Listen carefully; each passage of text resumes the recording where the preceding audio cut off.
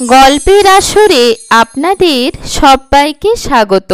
আজ আমি আপনাদের পাঠ করে শোনাচ্ছি মানিক বন্দ্যোপাধ্যায়ের লেখা গল্প পারিবারিক। আজকের গল্প পারিবারিক। কেউ স্টেশনে গেল না, জামাই মানুষ। ইতিমধ্যেই মা 2-3বার কথাটা বলেছে, বনমালী একবার। আলোচনাও হয়ে গেছে যেটুকু হবার। এবার আর কেউ কান দেয় না কথাটায়। নন্দিনীর মনেই বিষয়টা সবার বেশি গুরুত্ব পাওয়া স্বাভাবিক। সেই আর একবার বলে, পা তো আছে, চলে আসবে। কে যাবে এ বৃষ্টিতে? নতুন তো নয়, নিশ্চিন্তভাবেই বলে নন্দিনী, মিষ্টি করে একটু হেসে। বেশি যে পুরনো নিখিল তা নয়, তবে বাড়ির লোকের দুর্ভাবনা সামলানোর দায়িত্ব তো তারই। যদিও আগের মতো দুর্ভাবনা শত আনকোড়া জামাইও বোধহয় কোনো বাড়িতেই আনতে পারে না আর। বাস্তব ওসব বাড়াবাড়ি চেপে পিষে শেষ করে দিয়েছে।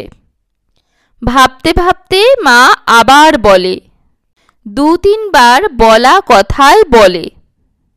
কার ওপর রাগ করে সে ভাঙা গলা চড়ায় ঠিক বোঝা যায় না। চিচিঙ্গা খাবে জামাই? চিচিঙ্গা? বলি, জামাই এসে শুধু চিচিঙ্গা খাবে? খেতে হলে খাবে। এবারও নন্দিনী কথা কয়, সবাই যা খায় তাই খাবে। খাবে খাবে, সব খাবে। রাখাল ক্রুদ্ধ আফসোসের সঙ্গে মাথা নেড়ে নেড়ে বলে, ধর্ম ভাসিয়ে দিলে থাকে কিছু? ধর্মের জন্য প্রাণ দিতে নিতে না পারলে কোন জাত টেকে? কেউ কান দেয় না।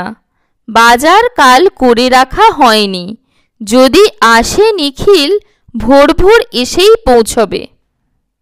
বাজার করার যথেষ্ট সময় থাকবে। আগে থেকে বেশি ও বিশেষ বাজার করে রাখলে যদি সে নাই আসে, ফেলা অবশ্য যাবে না কিছুই। খাবার লোকের সংখ্যা মোটেই কম নয় বাড়িতে, কিন্তু খরচ তো আছে, অকারণ বাড়তি খরচ। আজ না এলে কাল হয়তো নিখিল আসবে। আজ যদি আসে, বৃষ্টি মাথায় করেই একজনকেও বাজার যাবে, যা পায়। তবে বাজার আজ বসবে না। এ এক সর্বনাশা দারিদ্র ঘনিয়ে এসেছে চারিদিক থেকে, অকথ্য অদ্ভুত। 3 জন চাকরি করে বাড়িতে, আরও 2 জন এই কদিন আগেও করত, বেকার হয়েছে খুবই সম্প্রতি। একজনের স্থায়ী গভর্নমেন্ট সার্ভিস। আজ অবস্থা দাঁড়িয়েছে প্রায় নুন আনতে পান্তা ফুরোবার মতো। মোট জড়িয়ে নেহাত কম হয় না মাসিক উপার্জন, 200 টাকার বেশি। কিন্তু এখন আগুন লেগেছে জিনিসপত্রে, যে মাসের গোড়ার দিকেই চরচর করে পুড়ে যায় প্রায় তার সবটাই। অর্ধেকের বেশি যে বাকি আছে মাসটা, সেটা কিসে চলবে কেউ ভেবে পায় না। অসুখ বিসুখও যেন পাল্লা দিয়েছে। অসুখ সংসারে লেগে থাকেই, চিরদিন থেকেছে সবার বাড়িতে। কিন্তু এ যেন রোগের নিত্য বাজার হাট সমারোহ। কাগজে বিজ্ঞাপনে উপদেশ ছাপা হয়, অপব্যয় করো না, অদরকারি কিছু কিনো না, টাকার দাম বাড়বে, পরে জিনিস সস্তা হবে, এখন শুধু জমাও। নন্দিনী খিলখিল করে হাসে। কি জমাবে দাদা? খোলামকুচি? অদরকারি জিনিস যেন কেউ কিনতে পারে। রাখাল বড় ভাই, সে হাসে না। বুড়োটে বাপ বনমালী, সেও নয়। মেজ ভাই দিব্যেন্দু যেন মাথা নেড়ে সায় দিতে দিতেই শূন্য দৃষ্টিতে চেয়ে থাকে। সেজো অসীম নিঃশব্দে হাসে। অল্পদিন আগে ছাঁটাই হওয়া এবং তার কিছুকাল আগে বিয়ে করে থাকা সত্ত্বেও জোরে হাসে। কল্যাণ সুমতিরা। নন্দিনীর বলার ভঙ্গিটা বড়ই হাস্যকর ছিল। পারিবারিক গালগল্পের বা সবাই মিলে কাগজ পড়ার বৈঠক নয়। সকাল বিকাল ওরকম জমাট বাঁধার মতো গুরুত্ব কোনো পরিবারের আছে কি না কে জানে। বাইরে শেষ রাত্রি থেকে মুষলধারে বৃষ্টি, তাই বাড়ির কাঁচা অংশের খড় ঘর দুখানার এবং রান্নাঘর ও গোয়ালঘরের চালা সারাই হয়নি 4 বছর। জলে ভেসে গেছে, গোয়ালটা শূন্য। বছর 2 গরু নেই। চালাটা বর্ষার জলে গলে গেলেও কিছু আসে যায় না, কিন্তু দু ভাগে ভাগ করা চালা ঘর দুটির 4টি শোয়া বসার কামরা থেকে বিছানাপত্র জামাকাপড় সব সরিয়ে আনতে হয়েছে বাড়ির এই পাকা অংশে। 7 বছর আগে যুদ্ধের গোড়ার দিকের সেই ইংরাজি 41 সালের মধ্যে যে পয়লা বৈশাখটি ছিল, সেদিন ভিত্তি পত্তন করে 3 মাসের মধ্যে 2খানা পাকা ঘর তুলে দিয়েছিল ঠাকুরদা প্রিয়রঞ্জন। দিয়ে 2 মাসের মধ্যে মারা গিয়েছিল। সারাই চুনকাম কিছুই আর হয়নি এ পর্যন্ত। তবু আকাশটা বর্ষা হয়ে ভেঙে পড়লেও এ 2খানা ঘরে জল পড়ে না। বাতাস থাকলে অবশ্য 2টো জানলা দিয়ে ছাঁট আসে। আলকাতরা মাখানো তক্তা জোড়া দেওয়া জানলার পাট বন্ধ করলেও জানালা দুটির সংস্কার করার কথা গম্ভীরভাবে আলোচনা হয়েছে অনেকবার, কিন্তু কাজে এ পর্যন্ত কিছু হয়নি। পাশাপাশি 2খানা ঘর, মাঝের দেওয়ালে প্রকাণ্ড একটা দরজা। লম্বা একটা হল করার সাধই যেন ছিল প্রিয়রঞ্জনের। মাঝখানে দেওয়াল তুলে ভাগ করতেই চায়নি, কিন্তু সেটা অবাস্তব অনর্থক স্বাদ বলে 2টো ঘর করতেই হয়েছে। জিদ বজায় রাখার জন্যই যেন বুড়ো লম্বায় চওড়ায় খাপছাড়া এই সাই দরজাটি বসিয়ে গেছে। কপাট খুলে রাখলে যেন মনে হয় ঘর বুঝি 2টি নয়, ইটের চেয়ে অনেক বেশি দাম কাঠের। আর কি মানে হয় বুড়োর পাগলামির? ঘর দুটিতে থাকে বড় রাখাল আর মেজ দিব্যেন্দু। রাখালের ছেলে মেয়ে 1 পাল, দিব্যেন্দুর কিছু কম। ঘর নিয়ে দিব্যেন্দু সবচেয়ে বেশি ঝগড়া করেছিল বলেই বোধহয় তার ঘরের প্রায় 1/3 মানুষ সমান চাঁচের বেড়ায় আড়াল করে বনমালী বসবাস করে। বাড়ির মা, বনমালীর স্ত্রী, স্বামীর কাছে বহুকাল সই না।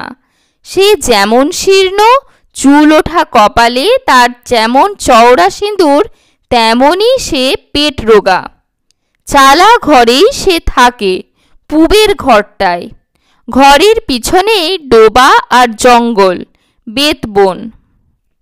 বর্ষা সবাইকে কাঁচা অংশ থেকে পাকা অংশে আনলে মাঝের দরজায় মরচে ধরা শিকলটা অগত্যা খুলতে হয়। বনমালী চাঁচের বেড়ার ওদিক থেকে বেরিয়ে আসে এদিকে।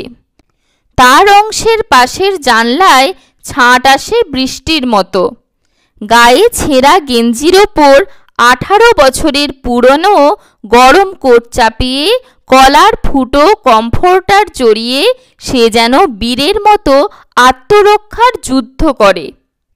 নন্দিনী কাগজ পড়ে সকালে। গতকালের মফস্বল এডিশন শহরের পরশুর কাগজ। কাগজ এলে টানাটানি হয়। একজনের হাতে কাগজ ধরা থাকে, পিছন থেকে 3-4 জোড়া চোখ কাগজের পৃষ্ঠা হাতড়ায়। নেহেরু মেনেছে? জিন্না দাঙ্গা কমেছে না বেড়েছে? কি ঘোষণা গান্ধীর প্রার্থনায়? জেলা শহরের গা ঘেঁষা গাঁ ধুলচারিতে নুরুল হোসেন আর রাঘবাচার্য যে 2টো নৌকা আর 11 জন গুন্ডাকে দড়ি বেঁধে রাখায় হইচই পড়ে গেছে শহরে, সে খবরটা কি ছাপিয়েছে কাগজে? কল্যাণ পাঠিয়েছিল খবরটা, তাদের কল্যাণ। সাতগার গুলি চালাবার খবরটা, ধানের জন্য 3টা চাষা খুন আর 21টা জখম। হাবিজুলের বউটার উপর।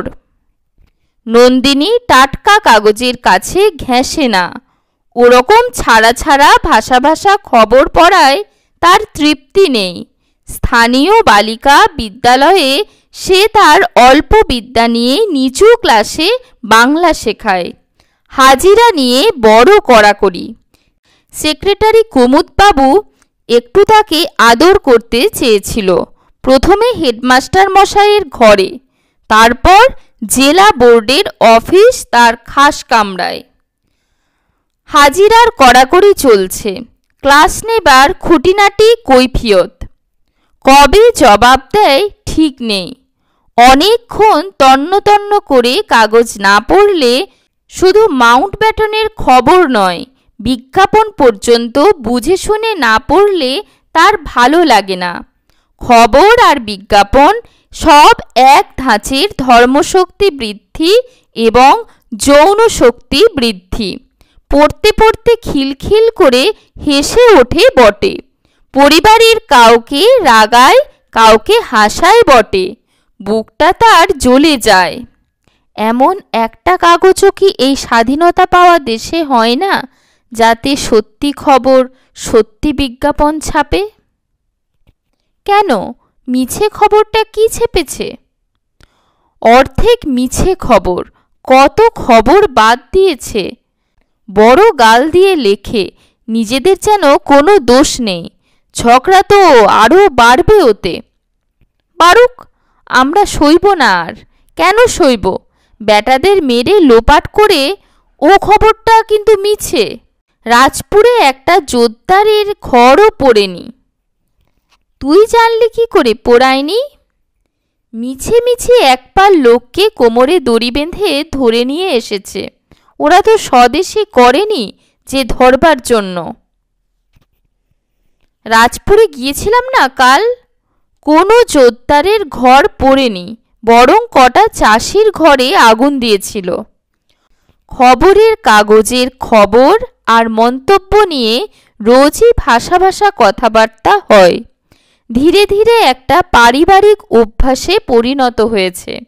চারিদিকে এত সব বিরাট ঘটনা দুর্ঘটনার সমারোহ। এই ছোট্ট শহরেও যার ঢেউ এসে লাগে, প্রত্যক্ষ বা পরোক্ষভাবে তাদের জীবনের সঙ্গে যোগ আছে অনুভব করে কি হলো কি হবে জানবার আগ্রহ সকলের মনেই। কেমন একটা অসন্তোষ অতৃপ্তি জাগে কাগজ পড়ে। আরও কি জানতে চায়, কিভাবে জানতে চায়, কেন জানতে চায়, ভালো বোঝে না কেউ। শুধু মনে হয় কেমন যেন একপেশে ব্যাখ্যা মন্তব্য নির্দেশ কাগজটার। খবর পরিবেশনেও ছাঁটাই বাছাই করা, ঘুরিয়ে বলা সত্য মিথ্যার মেশাল দেওয়া ঘণ্টের মতো, মন পোড়ানো ঝাল দেওয়া। দেরিতে আসা বছরের প্রথম খাঁটি বর্ষা একটু অপ্রস্তুতে ফেলেছে সকলকে। রান্না চড়াবার ব্যবস্থা করতে গিয়ে দেখা গেছে এবছর আর কোনো মতেই কাঁচা ঘরে রান্না করা সম্ভব নয় বৃষ্টির সময়। রাঁধতে হলে এই পাকা ঘরের মধ্যেই আয়োজন করতে হবে। কয়লার ছোট আলগা উনানটা এনে ভিজে কাঠ জ্বালিয়ে ডাল ভাত সিদ্ধ করার আয়োজন খানিকটা এগিয়েছে। শহরে কয়লা মেলে না। একটা কেলেঙ্কারি হবহব হয়েছে কয়লা চালান ও বিতরণের ব্যাপারে শহরের কর্তা ব্যক্তিদের নিয়ে। ধামা চাপা পড়ে যাবে। বাজার আর হবে না জানা কথায়। ডাল ভাত হলে চিচিঙ্গার চচ্চড়ি হবে। তরিতরকারির মধ্যে অদ্ভুত রকম সস্তা চিচিঙ্গা, ঝিঙাও প্রায় অর্ধেক দামে বিকোয়। সকালে তরকারির ঝুড়িতে শাক রাঁধার জন্য আগের দিনের সঞ্চয় করা ডাঁটা মূলোর পাতাগুলি আর চিচিঙ্গা থাকে। লুকানো একটা পটল বা ছোট একটা কানা বেগুন কোনো কোনো দিন দেখা যায়। স্কুল হয়তো ছুটিই হয়ে যাবে আজ। বৃষ্টি না থামা পর্যন্ত অফিস কাছারিও বসবে না। ঝড় বাদলেও হাকিম হুকিম ছাড়া সবার কাছারি যাওয়ার আজ্ঞা আছে, কিন্তু ওনারা নিজেরা যান না বলে না গেলেও চলে। সরকারি দপ্তরগুলিতে সব কিছুর সঙ্গে এসব কড়াকড়িও শিথিল হয়ে এসেছে। নিয়মকানুন মানার দিকে নজর দেবে কে? সবাই যখন পচন বাড়াতে ব্যস্ত, তাতেই যখন লাভ। রাখালেরও আগের দিনের তাগিদ নেই। সুনীল নতুন কাজে ঢুকেছে, তারও না। তবে বিমলকে যেতে হবে যথাসময়ে, তার বেসরকারি চাকরি। হঠাৎ বৃষ্টি ধরে গেলে ছুটতে হবে সকলকেই। নুন ভাত তো পেটে দেওয়া চাই, তাছাড়া খিদেও তো আছে। আমরা বাঁচব না, ধ্বংস হয়ে যাব। ধর্ম ভুলে গেছি, ধর্মের জন্য প্রাণ দিতে পারি না। যে জোর দেখায় তার সঙ্গেই আপোষ। কি করে বাঁচব? তরিতরকারির ঝুড়িটার দিকে চেয়ে থেকে রাখাল চড়া গলায় ঘোষণা করে। ঘরে ধোঁয়া বলেই যেন তার কথার মানে অস্পষ্ট করে রাখবে। সবাই শোনে, কেউ কান দেয় না। শুধু চচ্চড়ি দিয়ে ভাত খাওয়া তো নয়, অনেক কিছুই জীবন অতিষ্ঠ করে তুলে সর্বদাই তাকে দিয়ে কথাটা ঘোষণা করাচ্ছে। কত কথা শোনা যায়। ছেলেপিলে কাঁদে, ককায়, ঝগড়া করে, চলতে থাকে তাদের সামলানো, শান্ত করা, কেমন যেন সমারোহ ছাড়াই। আগের দিনে ঘরবাড়ি সরগরম হয়ে উঠত বাচ্চাদের চেঁচামেচি কাঁদাকাটার সঙ্গে তাদের আওয়াজ ছড়িয়ে ওঠা বড়দের বিরক্তির ঝংকার মিশে। তেমন বিরক্ত কেউ যেন আর হয় না। এমন অসহ্য হয়ে উঠেছে বেঁচে থাকা। তবুও অথবা হয়তো সেই জন্যেই আশ্চর্য এক ধৈর্য এসেছে সবার মধ্যে, অপরূপ এক সহ্য শক্তি। তবে সেরকম আদরও কেউ আর করে না। বাচ্চা কাচ্চাকে হরদম বুকে চেপে চুমু খেয়ে সোনা আমার, মানিক আমার বলে বলে আবেগে গলে গিয়ে এবং গলিয়ে দিতে ব্যাকুল হয়ে। কল্পনার মোটাসোটা অমন সুন্দর কোলের ছেলেটার পর্যন্ত ভাবাবেগের বাজারে দর নেই। এখনো মাই ছেড়ে রোগা বিচ্ছিরি হতে পারেনি ছেলেটা। বুকে দুধও পায় মোটামুটি। কল্পনার স্বাস্থ্য অসাধারণ ভালো ছিল। আধভেজা কাপড় পরে আছে কল্পনা, এখানে ওখানে ছেঁড়া। তা ছেঁড়া কাপড় সবাই পরে। যে অবস্থায় পৌঁছবার অনেক আগেই কাঁথা ন্যাকড়া হয়ে যেত ধুতি শাড়ি, সে অবস্থাতেও। তবে একটু জ্বর এসেছে কল্পনার, এই যা। এসেছে দিন তিনেক। দালানে মেলা বড় বউ অতসীর শাড়িখানা শুকিয়েছে। রেশনের নতুন শাড়ি। দাও না দিদি, ভিজে কাপড়টা ছাড়ি, শীত করছে। হঠাৎ কল্পনা অনুরোধ জানিয়ে বসে, একটু যেন দাবির মতো জোরের সঙ্গে। মনে তার একটা জ্বালা ছিল। নিয়ে উঠে আমি কি পরব? জড়তপ্ত মুখ আরও লাল হয়ে ওঠে কল্পনার। এবারও রেশনের কাপড়টা তো কায়দা করে মরুককে যা। ঝিমিয়ে পিছিয়ে যায় কল্পনা। জ্বরের দুর্বলতায় নয়, কলহ করার তেজ জ্বরে বাড়ে বই কমে না। কিন্তু কেমন যেন উৎসাহ পায় না মনের মধ্যে। কি কায়দা শুনি? ঘাড় তোলে অতসী। কিসের কায়দা? সন্ধিকি কথা একবার। শঙ্কিত চোখে নন্দিনী চেয়ে থাকে, কিন্তু আর এগোয়া না বিবাদ। চোখে চোখে খানিক তাকিয়ে থেকে দুজনে ঝামটা মেরে শুধু মুখ ফিরিয়ে নেয়। ঝগড়াঝাটিরও যেন কি হয়েছে আজকাল, জমে না। ভিজে কাপড় পরে আছো, বলতে পারো না?